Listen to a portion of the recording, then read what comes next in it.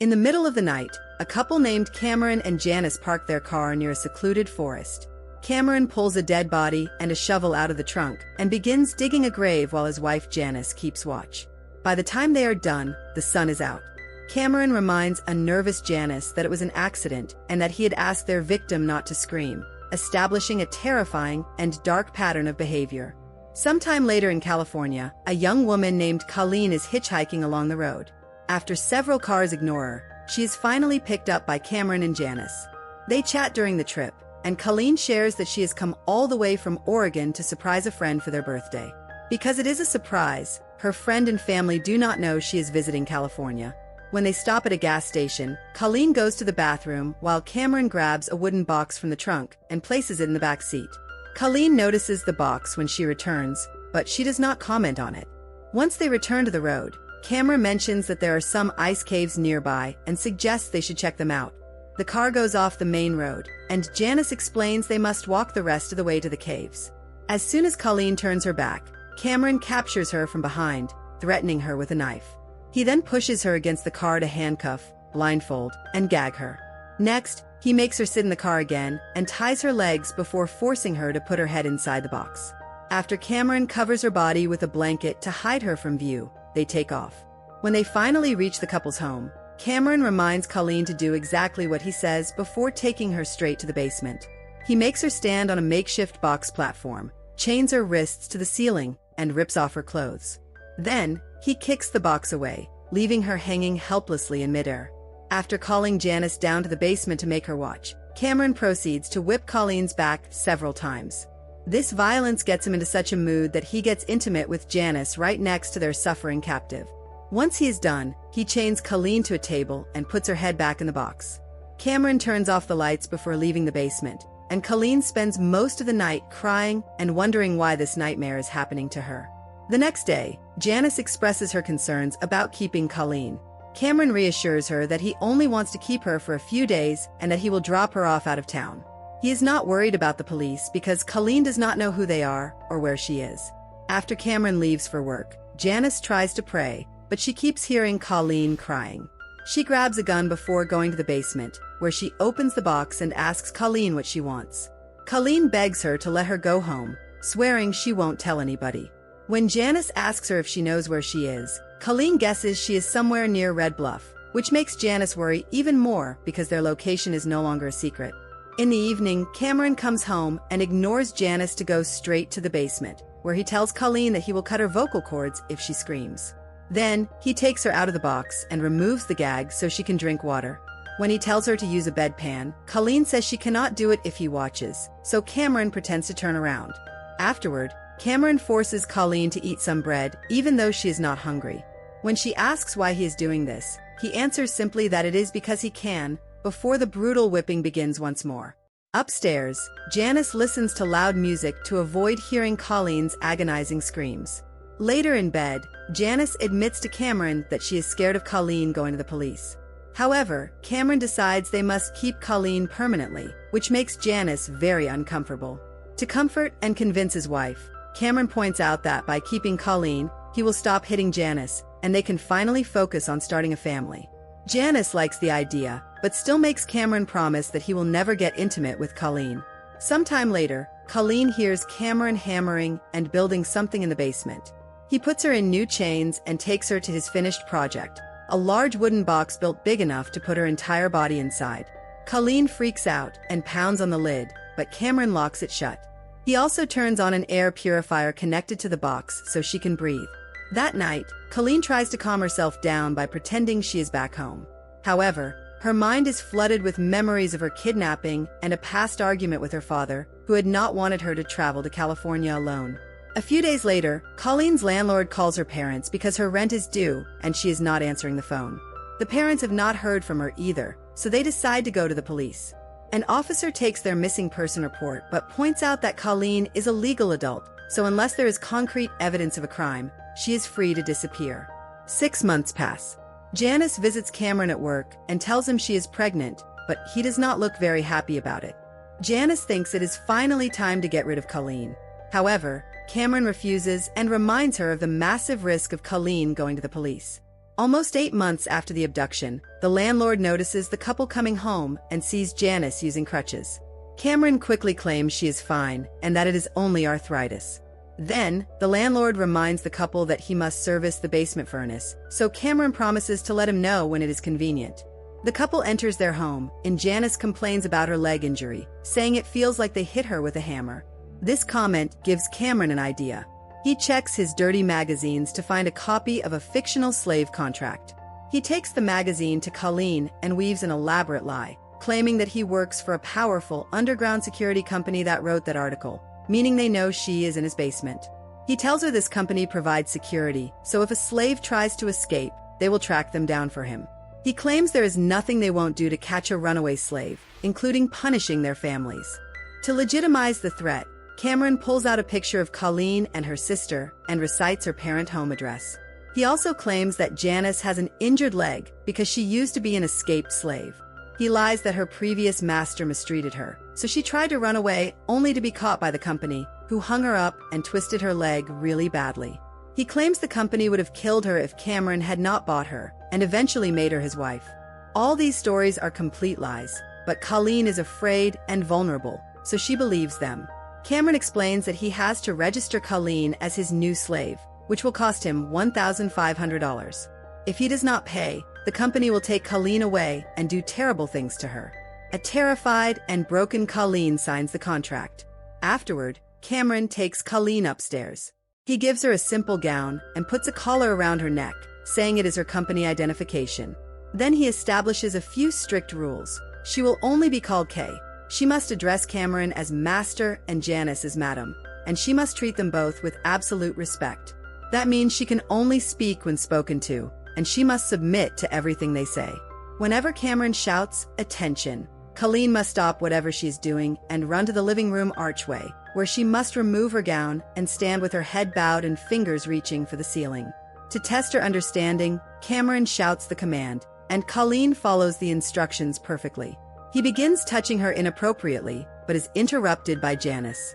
Seeing her jealousy, he claims he's only doing some training before making Colleen get dressed and sending her to scrub the floor. While working, Colleen finds a Bible, but Janice immediately snatches it from her. When Colleen asks her if she is a Christian, Janice reminds her she has no value and is only there to take the pain, before kicking the dirty bucket to make her clean the floor all over again. Sometime later, the landlord wonders if everything is okay because the windows are always covered. Cameron claims it keeps the house cool, and when the landlord reminds him again about checking the furnace, Cameron says he is too busy. Sensing growing suspicion, Cameron informs Janice that it is time to move. Months later, in a new house in the countryside, Janice gives birth while Colleen hears everything from inside the wooden box. Cameron lets her out when it is finally over and even allows her to hold the baby girl, Amber. Almost 2 years after the abduction, Janice keeps complaining about everything Colleen does and suggests that the company should take her away. When Colleen forgets to set a fork for Janice, Cameron brutally whips her to punish her. Janice actually finds the fork on the floor, but instead of mentioning it, she hides it and prays. Later, while Colleen is dealing with the laundry, Cameron fabricates another horrific story to ensure her total compliance. He claims he went to a company party and heard a story about a slave who managed to escape to town and asked the police for help. However, the cop was part of the company too, so he punished her by making a surgeon cut off her legs, arms, and tongue, using a soldering gun to take out her eyes and ears before hanging her by her hair next to her master's bed, where she took a year to die. Cameron makes up these stories so Colleen will be too afraid to escape, telling her that she is lucky to have him. Sometime later, Cameron takes off Colleen's collar and brings her to his logging job. He tells her that the other men are also slave owners, so she must not call him master in front of them or they may want to borrow her. While Cameron chops wood, Colleen picks up the pieces. She notices he looks different, and he explains he likes it out here because he has space to think. When Colleen asks him to let her go home, he refuses but decides to let her write a letter to her parents. Suddenly, Cameron yells in pain and falls because he has severely injured his ankle. Colleen considers running away into the woods, but she freezes in fear. She only snaps out of it when Cameron calls her name, and she bandages the injury with a towel. At home, Colleen cleans Cameron's wound. That night, Janice wonders if Cameron still loves her, as he seems to care more about Colleen than his own wife. Sensing her insecurity, Cameron reminds her that Colleen is her slave too, and suggests they share her. Once Janice agrees, Cameron takes Colleen out of the box to be intimate. Janice joins after some hesitation, but Cameron only has eyes for Colleen, causing Janice to rush to the bathroom to throw up. After a bitter argument, Janice demands he never touch Colleen again. Almost 4 years into the abduction, Amber sneaks out of her room while Colleen is eating. Colleen is stunned by how much the little girl has grown since she last saw her as a baby, finally forcing her to process the sheer amount of time she has spent as a prisoner. Sometime later, the family goes to the lake for the weekend, leaving Colleen locked inside the rolling box. Trapped in the dark, she hallucinates conversations with a priest, her sister, and Janice, telling her that suffering is inevitable. In her final illusion, the box fills with water, and she floats at sea while an angel promises protection. This newfound mental strength gives her the power to violently kick the box until it breaks open. When the family returns, Cameron discovers the damage and finds Colleen in the bathroom holding a Bible, claiming she left because she was desperately thirsty. After forcing her back inside, Cameron circles a biblical passage commanding slaves to obey their masters. He uses it to convince a reluctant Janice to let him use Colleen as an intimate outlet again, twisting scripture to claim men can have multiple wives. The next morning, Janice brings Colleen to the living room to read the Bible together, focusing on a story about 2 women sharing a man to justify their arrangement. She even asks Colleen to stop calling her madam. Almost 6 years into the abduction, Cameron muses that Colleen could one day become his second wife. Colleen objects, saying she can't have a child with a man who doesn't trust her. When he swears he does, she begs to see her family, but Cameron claims the company forbids it. When asked where his obsession began, Cameron admits he has drawn bound women since childhood, and that Janice was the first to let him try it. When Colleen asks how he'd feel if someone did this to Amber, he states he would kill them, prompting her to note that is exactly how her own father must feel. Annoyed, he sends her back to the box. Meanwhile, Janice begins taking Colleen to church, letting her do her hair, and allowing her to garden. However, when Janice asks if Cameron spends time with her while she is at work, Colleen's submissive reply triggers Janice's jealousy again. One afternoon, Cameron orders Colleen to make dinner, but Janice asks him to wait so they can finish a game with Amber. Angered, Cameron drags Janice to the bedroom and physically punishes her. Colleen quickly distracts a crying Amber with hide-and-seek before comforting a bruised Janice. 6 months later, Cameron claims the company has approved a visit to her parents, but forces her to pass a final obedience test by pulling the trigger of an empty gun held in her mouth. When they arrive at her childhood home, Cameron issues a final warning that the company will slaughter her family if she tries anything. Inside, everyone is overjoyed to see Colleen, who introduces Cameron as Mike. During lunch, Colleen is deeply shaken by how much of her life she has missed. In private, her sister warns their parents that something is fundamentally wrong, but her father urges calm, fearing that if Colleen is brainwashed by a cult, they might scare her off. Though Colleen promises to stay the weekend, Cameron unexpectedly arrives the next day, cutting the visit short under the guise that his conference ended early. He falsely announces to the family that they are getting married soon and quickly takes her away. Back home, Janice overhears Cameron telling Colleen that his wife will just have to accept their marriage. The next morning, Janice packs her things, declares there are too many people in her marriage, and leaves with Amber in a cab. Furious and desperate, Cameron completely snaps. He yells at Colleen, forces her to undress, and locks her in a freezing, flooded underground basement beneath his shed, removing the ladder so she can't escape. Suddenly, the hatch opens to reveal Janice, who drops the ladder down and urges her to leave. When a deeply brainwashed Colleen hesitates, Janice confesses the ultimate truth. A year before they met, Cameron kidnapped another hitchhiker and murdered her because she wouldn't stop screaming. Janice admits she can no longer live with the guilt. At the bus station, Janice delivers the final shattering truth: the underground security company never existed. This revelation finally breaks years of psychological manipulation, and Colleen boards a bus to go home. Based on a true story, Colleen's captivity lasted just over 7 years.